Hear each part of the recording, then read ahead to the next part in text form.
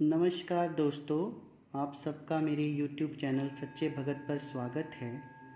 दोस्तों, आज हम जिस विषय के बारे में चर्चा करने जा रहे हैं वो विषय ये है कि गुरु की आवश्यकता क्यों पड़ती है। चाहे कोई भी कार्य करना हो, चाहे हमने मोक्ष के रास्ते पर चलना हो या कोई साधना सिद्धि करनी हो या कोई अनुष्ठान करना हो, तो उसमें गुरु की क्या महिमा है। आखिर गुरु की ज़रूरत क्यों पड़ती है तो गुरु भी एक इंसान ही है। तो फिर ऐसी क्या ज़रूरत है कि गुरु के बिना ये सब कार्य नहीं हो सकते। तो इस विषय पे दोस्तों आज हम चर्चा करेंगे। इससे पहले कि दोस्तों मैं विषय के ऊपर आऊँ, मेरा आप सबसे आग्रह है, जो भी मेरे इस YouTube चैनल सच्चे भगत पर पहली बार आए हैं वो सब्सक्राइब बटन दबाकर मेरे चैनल को सब्सक्राइब कर लें और बेल आइकन को प्रेस कर लें ताकि उनको आगे मेरी आने वाली वीडियोस का नोटिफिकेशन मिलता रहे। आते हैं अब दोस्तों विषय के ऊपर कि गुरु की हमारे जीवन में क्या महत्ता होती है और हमें पग पग पर गुरु की क्यों आवश्यकता होती है। अब देखा जाए तो है तो गुरु भी एक इंसान ही है और हम भी एक इंसान हैं, लेकिन उनकी हमें अपनी जीवन में क्या आवश्यकता पड़ती है कि हमें उनको धारण करना ही पड़ता है। दोस्तों, अगर हमने कोई अनुष्ठान करना है या फिर हमने किसी मंत्र की सिद्धि करनी है या हम मोक्ष के राह पर चलना चाहते हैं, तो हर जगह हमें गुरु की आवश्यकता क्यों पड़ती है, जबकि हर चीज़ का निवारण हमारे ग्रंथों में दिया गया है। हमारे हिंदू धर्म में इतने सारे ग्रंथों में बताया गया है कि अमुक मंत्र अमुक देवता के लिए है, उसकी सिद्धि इस मंत्र से हम कर सकते हैं, हम मोक्ष कैसे प्राप्त कर सकते हैं, धारणा ध्यान समाधि क्या है और अपनी कुंडलिनी का जागरण कैसे करना है, इन सब विषयों के बारे में हमारे धार्मिक ग्रंथों में बताया गया है। लेकिन फिर भी हमें एक दैहिक गुरु की आवश्यकता क्यों पड़ती है, ये प्रश्न मेरे मन में नहीं आपके मन में भी कभी ना कभी आया होगा। और इसके बारे में जो जानकारी मैं आपको दूंगा ये आपको कहीं पे भी किताबों में नहीं मिलेगी। मैंने गुरु की आवश्यकता क्यों पड़ती है हमारे जीवन में, इस विषय के ऊपर वर्षों का शोध किया है और उसका जो निचोड़ मैंने निकाला है आज वो मैं इस वीडियो में आपको बताने जा रहा हूँ। शायद आपके मन में भी ये प्रश्न उठता हो और हो सकता है कि जो आपकी जिज्ञासा है उसका समाधान हो जाए। इसे हम कुछ तर्कों और कुछ उदाहरणों से समझेंगे। मान लीजिए कि आप एक स्कूल में पढ़ रही हैं या फिर आप एक स्कूल से पढ़कर आए होंगे। तो जब आप स्कूल या किसी पाठशाला में गए होंगे तो वहाँ पर आपके अनेकों गुरु होंगे, और जब आप बड़ी कक्षाओं में पहुँचे होंगे तो आज के आधुनिक युग में अगर आपने कोई मॉडर्न सब्जेक्ट रखा है, जैसे केमिस्ट्री, फिज़िक्स या बायोलॉजी, कोई भी विषय है, तो उस विषय की किताबें जो आप पढ़ रहे हैं वही आपके गुरु ने पढ़ी हैं जब वो स्कूल में रहे होंगे, जहाँ फिर उनसे संबंधित ग्रंथ उन्होंने आगे की पढ़ाई में पढ़े हैं। तो किताब आपके पास भी है और उनके पास भी है, तो फिर हमें गुरु की ज़रूरत क्यों पड़ती है। हमने परीक्षा को ही तो पास करना है, वो तो हम किताब पढ़कर भी कर सकते हैं, लेकिन हमें अपने स्कूल या कॉलेजों में गुरुओं की ज़रूरत क्यों पड़ती है, कभी आपने सोचा है। उसके पीछे कारण दोस्तों ये होता है कि गुरु जो आपको पढ़ा रहा है उसने केवल वो किताब नहीं पढ़ी है, बल्कि वर्षों तक उस विषय के ऊपर शोध किया है और जो वो विषय है वो उसकी आत्मा में रम चुका है। और वर्षों की प्रैक्टिस, वर्षों के शोध के बाद उस गुरु को किसी किताब की ज़रूरत नहीं होती है। दोस्तों, आप उस विषय से संबंधित कोई भी प्रश्न उसे कहीं भी पूछेंगे, वो उसका जवाब आपको वहीं दे देगा, क्योंकि वो चीज़ उसके जीवन में, उसके आचरण में, उसकी आत्मा में बस चुकी है। इसलिए दोस्तों गुरु की बहुत ज़रूरत है, क्योंकि किताबों से आप वो ज्ञान प्राप्त नहीं कर सकते जो गुरु आपको देगा, जिसके ऊपर उसने वर्षों का शोध किया है। इसी प्रकार अगर आप अध्यात्म की दुनिया में चलना चाहते हैं और मोक्ष प्राप्त करना चाहते हैं, कोई मंत्र की सिद्धि करना चाहते हैं या फिर किसी देवी देवता की सिद्धि करना चाहते हैं, तो इस प्रकार के कार्यों के लिए भी गुरु की बहुत आवश्यकता होती है। हमारे बहुत सारे आध्यात्मिक ग्रंथ हैं, वेद हैं, जिनमें सब कुछ लिखा है, लेकिन उनको अगर हम प्रैक्टिकली करना चाहें तो वो गुरु के बिना इसलिए संभव नहीं है क्योंकि मान लीजिए कि हम किसी मंत्र की सिद्धि करना चाह रहे हैं, या फिर हम किसी देवता की सिद्धि करना चाह रहे हैं, या हम अपनी आध्यात्मिक उन्नति करना चाह रहे हैं, तो वो आध्यात्मिक उन्नति केवल वो गुरु कर सकता है जिसकी खुद की आध्यात्मिक उन्नति पहले हुई हो, या उसने किसी मंत्र की सिद्धि की हो, या फिर उसे किसी देवी देवता की सिद्धि प्राप्त हो।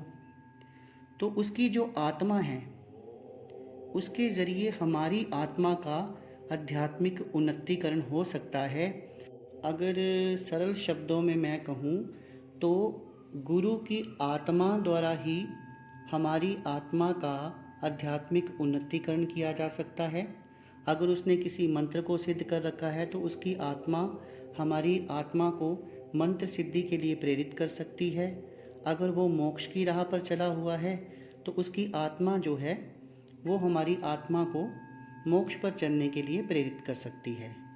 इसके अलावा हम जो भी कार्य हैं, जो भी षट कर्म हैं, या फिर कुंडलिनी जागरण है, या फिर मोक्ष है, कोई भी अनुष्ठान है, वो हम बिना गुरु के केवल किताबों से पढ़ के या फिर कहीं से ज्ञान प्राप्त करके, जैसे आजकल यूट्यूब वगैरह पर भी लोग ज्ञान ले रहे हैं।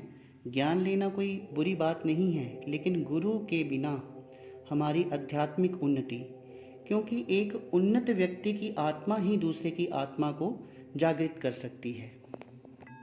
सरल शब्दों में मैं बस इतना ही कहना चाहूँगा कि गुरु की आत्मा शिष्य से जुड़ी होती है, और जिस व्यक्ति की आत्मा अपने शिष्य से जुड़ी है उसके पास कोई मंत्र सिद्धि है, या फिर उसने कोई देवता की सिद्धि कर रखी है, या वो मोक्ष के राह पर है, वो व्यक्ति ही अपने शिष्य में उन सब गुणों को जागृत कर सकता है या उन सब कार्यों के लिए प्रेरित कर सकता है।